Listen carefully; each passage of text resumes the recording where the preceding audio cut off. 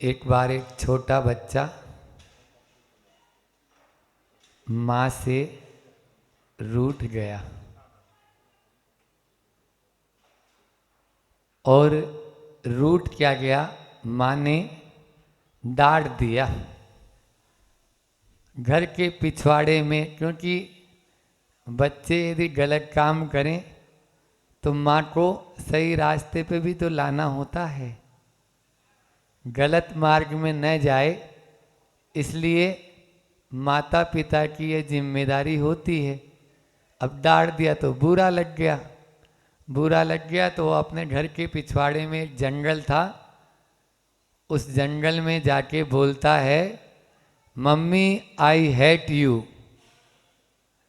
अब वो जंगल बिल्कुल सुनसान था, पूरे जंगल में आवाज़ गूंजती है और पहाड़ों से टकराकर उसके कानों में आती है कई गुना होके, I hate you, I hate you, I hate you.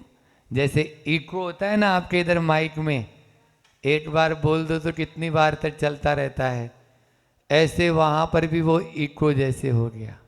प्रतिध्वनि, अपनी ही प्रतिध्वनि उसे सुनाई दे रही है।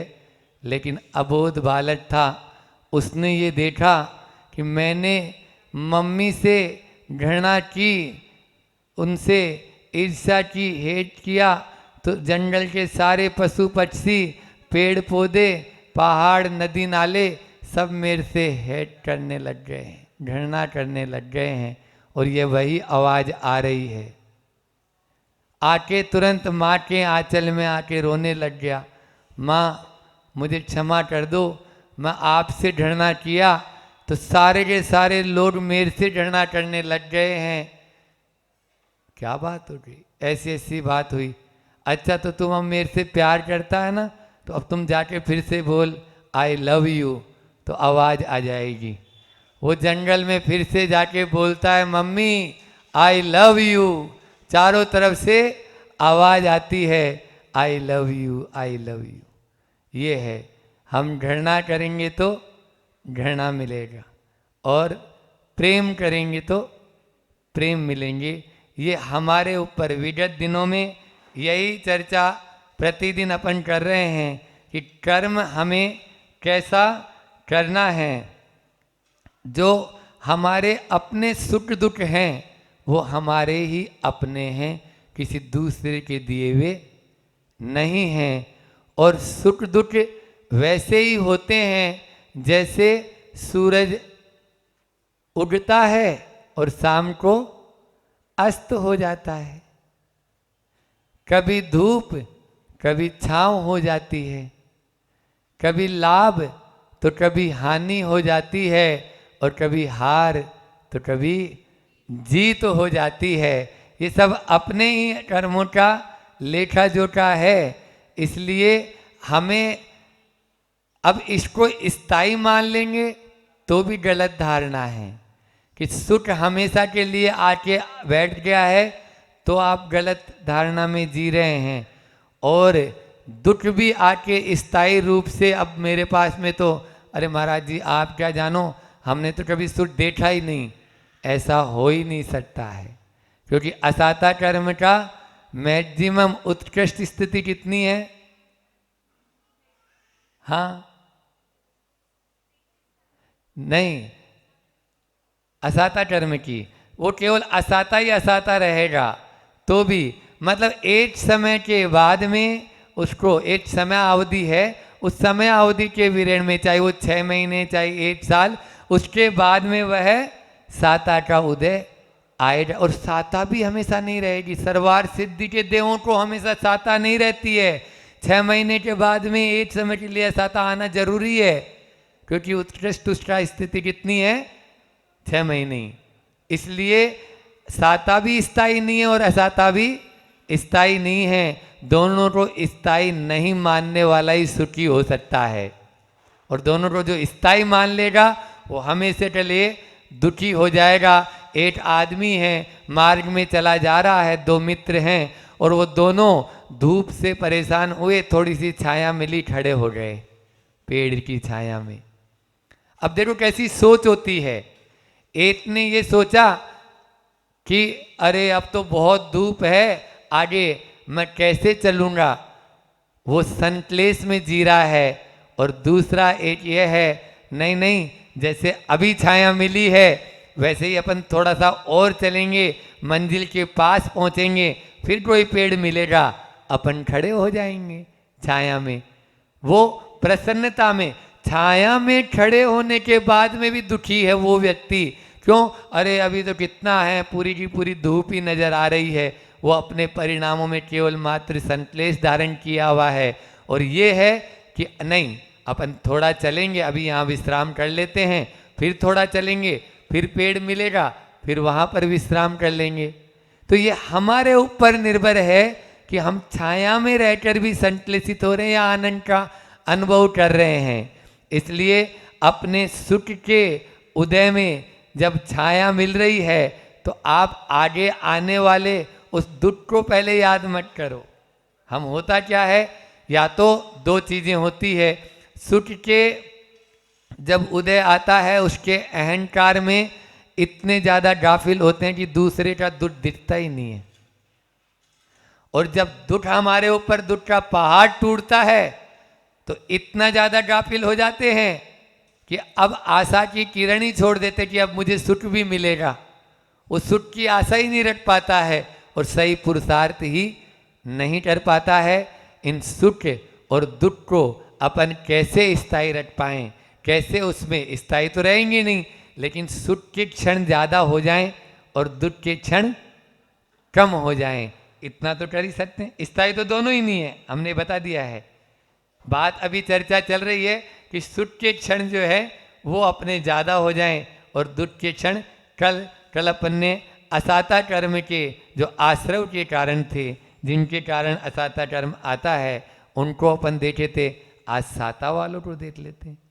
तो साता कर्म के का आश्रव के कारण बताते हुए आचार्य उमा स्वामी महाराज तत्वार सूत्र में एक सूत्र देते हैं, भूत वृत्त्यानुकंपा दान सराट क्षयमादि योडट शांति सोचमिति सद्वेदस्य। सद्वेदस्य साता वेदनीय के ये कारण बताए हैं। कौन कौन से? भूत वृत्त्यानुकंपा, भूत और वृत्तियों पर अनुकंपा। ठीक है ना, यहाँ जो है संधि जो है दोनों को संयुक्त कर दी है, लेकिन गुरु जी ऐसा कहते हैं कि अगर भूत पर अनुकंपा लें, अभी बताऊंगा, और वृत्ति पर दान लें तो बहुत सटीक बैठेगा। आगे दान भी आ रहा है, लेकिन विभक्ति का अर्थ यहाँ पर उस तरह का नहीं है। भूत वृत्ति अनुकंपा दान आप जानते ही हैं। सराट संयमादि योग है, सराट संयमादि जो आदि जो योग है, इनका संयोग है, इनका मिलन है, ये जो हमें मिलते हैं, और शांति और सोच, ये सब साता वेदनी को लाने वाले हैं। ठीक है ना, एक एक की परिभाषा देख लें कम समय में। ठीक है, भूत अनुकंपा, भूत का मतलब वो भूत मत ले लेना, या तो वो भूत लग जाता है लोगों को, वो ले लेते हैं, और या भूतकाल की बात करते रहते हैं। यहाँ दोनों ही भूतों से मतलब नहीं है। प्राणी को भूत कहते हैं, प्राणी को भूत, इस जगत में जो प्राणी नजर आ रहे हैं उनको भूत। तो इसलिए उन पर अनुकंपा, दया से भी आगे की स्टेज होती है अनुकंपा। ठीक है ना, हाँ, दया से ओतप्रोत मतलब यानी रट रट से अनुकंपा, जिसको मतलब दूसरे के दुख को देखकर हम कंपित हो जाएं, वो है अनुकंपा, कांपने लगे ऐसा, दूसरा दुखी रहे तो वो भूत पर अनुकंपा और वृत्ति पर आचार्य श्री जैसे बताते तो उनके साथ में दान जोड़ दें, क्योंकि अणुवृत्ति और महावृत्ति दो तरह के वृत्ति होते हैं। उनको दान जो यथा योग्य उनके उचित जो है दान है, वो उनको देकर हम उनके त्याग की अनुमोदना करें। त्याग की अनुमोदना करेंगे तभी साता कर्म का बंध आप लोग कर पाएंगे, अन्यथा नहीं कर पाएंगे। उनको देखकर कई बार ऐसा होता है अपने पास में है नहीं कुछ भी, कोई बात नहीं, लेकिन भाव तो बना सकते हैं, उनके विचारों से तो सहमत हो सकते हैं, उनके विचार से सहमत होकर भी कि नहीं वो जिस मार्ग को बता रहे हैं वो अच्छा मार्ग है, वो जिस मार्ग पर अपन को लेकर चल रहे हैं वो अच्छा मार्ग है, ये भी तो साता वेदनी कर्म का आश्रव का कारण बताया है यहाँ पर। फिर उसके बाद में सराट संयम आदि हो गए। सराट संयम का मतलब होता है राट सहित संयम, वह सराट संयम हो गया। और आदि में यहाँ पे अकाम निर्जरा बाल तप आदि से भी लिया गया है। इनके माध्यम से भी साता वेदनीय कर्म का हमें साता का उदय आएगा और साता का बंद होगा। फिर उसके बाद में शांति। शांति का मतलब यहाँ पर है कि अपने क्रोधादि जो कसाय होती है उन कसायों का उद्वेग कम करना। कसायों से हम ओत प्रोत रहते हैं, कसाय से रहित तो अभी नहीं हो पाएंगे, वो तो आगे भी नहीं हो पाएंगे अभी, जब तक 10वां गुणस्थान है तब तक कसाई चलती है। लेकिन उसका जो उद्वेग है, उसका जो ड्यूरेशन है, उसका जो पीरियड है, उसको तो कम कर सकते हैं। गुस्सा आया, आ गया, बोल दिया, लेकिन उसके तुरंत बाद अपन क्षमा तो मान सकते हैं। मान आया, आ गया, तुरंत आया, अभी संजोलन कसाय हमारी भी है, लेकिन उसके तुरंत बाद उस पर निंदा गरहा पश्चाताप करके अपने आप को गाली देकर उसको कम कर सकते हैं। पहले मान लीजिए 2 महीने में नहीं बोलते थे, फिर बाद में 2 दिन से बोलने लगे, कि अब 2 घंटे से बोलने लगे, फिर 2 मिनट में बात कर ली। जैसे बच्चों में होता है ना, छोटे बच्चों में देखो आप, छोटे बच्चों में कसाई रहती है क्या? नहीं रहती। लड़ लिए, झगड़ लिए, पीट दिए, सब काम हो गए। उसके बाद में आजा अपन साथ साथ भोजन करेंगे। अब वो कहाँ गया, भूल गए। तो 4G और 4G कई बार इसके बारे में अभी चल ही रहा है, महाराज जी का कसायों के ऊपर ही वो भी बताएंगे। और अंतिम फिर है शांति के बाद में शौच। शौच मतलब पवित्रता। उत्तम शौच धर्म के बारे में बताया था। लोभ से निर्वृत्ति हो, निर्लोभ वृत्ति हो, तभी तो हम इस सोच के माध्यम से उस साता कर्म का बन कर पाएंगे, अन्यथा नहीं। हर चीज में मतलब यानी लाओ लाओ लाओ, बस हर चीज पकड़ लें और बैठ जाएं। और वैसे भी आचार्य उमा स्वामी महाराज ने, आप देखो ना, कि मूर्छा को परिचय कहा है, ममत्व भाव को परिचय कहा है, उसके प्रति अटैचमेंट, ये तो बस छूटना ही नीचे अब मेरे से। तो ऐसा नहीं, लोभ से रहित होना है। पंडित बनारसी दास जी का उदाहरण तो आप सब जानते हैं कि किस तरह से चोर आए और उन्होंने स्वयं ने ही अपना जो सामान भी, भैया इनकी पोटली बांध ली, अब तो अपन स्वयं ही इनके सिर पर भी रख दें। उठ नहीं पा रही वो गठरी, इतनी भारी हो गई, क्योंकि उसमें माल तो कम था और बाकी अटरम सटरम भी ज़्यादा थे। तो ये अब मान लीजिए तटत ले जाना है तो अकेले से थोड़ी उठ पाएगा, तो वो तो आपको ही उठवाना पड़ेगा। तो ऐसे ही एक फकीर था, उस फकीर के पास में कुछ भी नहीं, थोड़ा बहुत सामान था, लेकिन चोर घुस गया अंदर। अब वो भी सो रहा था रात में, उसने देखा अरे कोई चोरी करने आया है। तो पहले तो सोचा कि यदि मैं उठ जाऊंगा तो ये भट जाएगा, उसको कर लेने दो, देख लेने दो। तो अब सब तरफ खोट खाट के देख लिया, नहीं मिला, वो सब देख रहा है कि भाई। तो फिर बाद में धीरे से बोलते, भाई घबराए मत, अब तुम आने के पहले कुछ तो मुझे बोलता, मैं तुम्हारा इंतजाम कर देता। तुम आने के पहले मुझे मालूम होता तुम चोरी करने आ रहा है, तो कुछ तो इंतजाम। कोई बात नहीं, तुम एक काम कर, अब तुम्हें नहीं मिलेंगे, वो मुझे मालूम है, वो 10 का नोट मुझे एक बार किसी ने दिया था, वो वहाँ पर अखबार के नीचे दबाया हुआ है, मैं दे देता हूँ, चिंता मत कर। तो उसने अपने हाथ से निकाल के 10 का नोट उसको दे दिया कि ये 10 का नोट। अब ठंड का समय था, अब वो कुछ तन पर पहने हुए नहीं था। अब वो जाने लगा तो देखा अरे बाहर जाएगा यार, इसके पास कुछ है नहीं, मेरे पास तो कंबल है और मैं तो वैसे भी मकान के अंदर हूँ, इसको तो कम से कम। बोले सुन, तुम्हारे पास कुछ ओढ़ने पहनने के लिए भी नहीं है भाई, ऐसा कैसा है, ये कंबल ओढ़ ले जा, तुम्हारे पहनने के, अभी ओढ़ के बाहर जाएगा तो काम आएगा, इस तरह का। तो वो दोनों 10 का नोट और कंबल उसको दे दिया। अब जाके उसने अपनी माँ को बताया, चोर ने, जैसे वहाँ बनारसी दास, कि ऐसा ऐसा किया।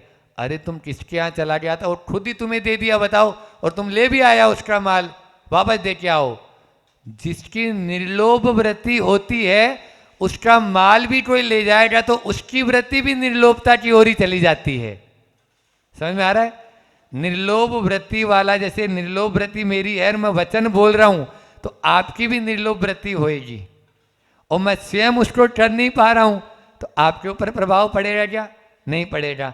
ऐसे ही आचरण में भी, अब वो आचरण में उसके निर्लोभ वृत्ति थी, तो इसके आचरण में भी निर्लोभ वृत्ति, अरे तुरंत आया और उसको देखे, भैया मेरी माँ ने मना कर दिया कि ये माल मैं वापस तुम्हारा नहीं ले सकता हूं। ये होता है, शौच का उदाहरण दिया मैंने, पवित्रता का उदाहरण दिया, निर्लोभ वृत्ति का उदाहरण। लोभ से रहित हमको, अभी पूर्ण रूप से लोभ से रहित नहीं हो सकते, लेकिन निर्लोभता, उसके प्रति आसक्ति, ममत्व, उसके प्रति तव मम जो होता है, तेरा मेरा, हर चीज में लग जाता है, हर चीज को लेकर, नहीं ये इतना इनका है, ये मेरा है। संस्थाओं में भी हो जाता है, ये इस संस्था का है, ये उस संस्था का है, ये उसका है, ये ऐसा है। वो नहीं, अपन को इन चीजों से बचना है। ठीक है, जहां आवश्यकता है उसको लगाओ, आवश्यकता जहां पहले है, पहले वो काम अपन को करना है और उस आवश्यकता की पूर्ति भी होना चाहिए। लेकिन जो भी मिल बैठ के एक, यानी जो व्यवस्थाएं बना रखी है, उन व्यवस्था, जिस मद का जहां पर आ रहा है उसी मद का रहे, तो उसका उस हिसाब हो जाएगा पूरा। उसके बाद तो वो निर्लोभता की ओर रहेगी कि उसके अंदर, क्योंकि आप हिसाब नहीं कर रहे हैं, आपके मन में गड़बड़ है ना, आप बात नहीं कर रहे हैं, आपके मन में गड़बड़ है ना, आप अच्छे से बैठ जाएं, बैठ के बातचीत कर लें, ये ऐसा ऐसा है, तो किसी के मन में भी नहीं रहेगा और पारदर्शिता रहेगी। जहाँ निर्लोभता वहीं होगी जहाँ पारदर्शिता होगी। इसलिए आज अपन ने इन असाता कर्म को, अब 4 बातें और बता देते हैं, समय तो अपना हो रहा है पूरा। 4 बातें ये हैं जिससे अपन को असाता न बंधे और साता की ओर अपन आए। वो है, पहला है कि हमें मेरे से किसी को दुख ना हो, मेरे से किसी को दुख ना हो, साता बांध लेंगे आप। ये परिणाम जब जब आप रखेंगे, हमेशा जब भी रखेंगे, तो भैया मेरे से कोई कष्ट न पाए, ऐसे परिणाम अपन बनाएं। कोई को भी मैं दुख मिले ही ना, कोई को भी दुख मिले ही ना, ये और उससे ऊपर के परिणाम हो गए। एक बार ऐसा हुआ कि हनुमान जी थे, जब रामचंद्र जी का विजय हो गया और अयोध्या पहुंच गए, तो सब लोग जाने लगे, बाली सुग्रीव वगैरह और नल नील ये सब, कि जब भी जरूरत पड़े तो आप जरूर बुलाना। हनुमान कुछ बोले ही नहीं, हनुमान कुछ बोले नहीं, और चलते हैं तो सीता ने बोला कुछ तो बोलो तुम रामचंद्र जी से। तो बोले, इन लोगों ने बोला कि आपको जब जरूरत पड़े, आवश्यकता पड़े तो बुला लेना, इसका मतलब रामचंद्र जी पे कष्ट आए तब बुला लेना। मैंने इसलिए नहीं बोला, मैं तो ये चाहता हूँ कि राम पे कभी कष्ट आए ही नहीं, इसलिए मैंने कुछ नहीं बोला। ये लोग चाह रहे हैं कष्ट होए तब तो बुलाएंगे, मैं कष्ट होए ही नहीं। तीसरा है कि जैसा देगा वैसा ही हमको प्राप्त होगा, जैसा हम देंगे ना किसी को वैसा ही हमें मिलेगा। और चौथा हमने लिखा है, दुख में असाता जो है बंधे ही नहीं, दुख में असाता बंधती है, ऐसा हो, ऐसा भी एकांत से नियम नहीं है। देखो लड़की की विदाई हो रही है, दुख हो रहा है या नहीं हो रहा है? दुख हो रहा है या नहीं हो रहा है? लेकिन वहां पर उद्देश्य क्या है? असाता थोड़ी बंधेगी। इसी प्रकार से कोई बेटा जा रहा है व्यापार के लिए बाहर, असाता बंधेगी? कोई ज़रूरी नहीं है। इसी प्रकार से हम लोगों का मान लीजिए बिहार होता है, धर्मात्मा व्यक्ति का बिहार होता है, दुख तो होता है, लेकिन आपके मन में एक रहता है, नहीं जा तो रहे हैं लेकिन धर्म देकर जा रहे हैं, हमारे पास में धर्म छोड़कर जा रहे हैं, इसलिए वो दुखी होते हुए असाता नहीं बांधेगा, वहाँ पर वो साता का ही बंद करेगा। ऐसे में दुखी भी है तो भी साता का बंद करते हैं। इतना ही रखते हैं, समय पूरा हो चुका है। हाइकू है, हमको हमसे कोई दुखी नहीं हो, बस यही सेवा है। हमसे कोई दुखी ना हो, बस यही सेवा। आचार्य श्री का हाइकू है ये, हमसे कोई भी दुखी ना हो। ये परिणाम अपन निरंतर मंदिर में दर्शन करते हुए, मंडी में नोट गिनते हुए, दुकान पर छोट, घर में छोट सब्जी का छोट लगाते हुए एक ही बात याद रखें, हमसे कोई दुखी ना हो, बस आप साता कर्म का बंद कर लेंगे। इतना ही रखकर हम सब भी इन्हीं साता वेदनी कर्म के जो आश्रय कारण हैं उनको अपनाएं। इन्हीं भावनाओं के साथ में अहिंसा परमो धर्म कीजिए।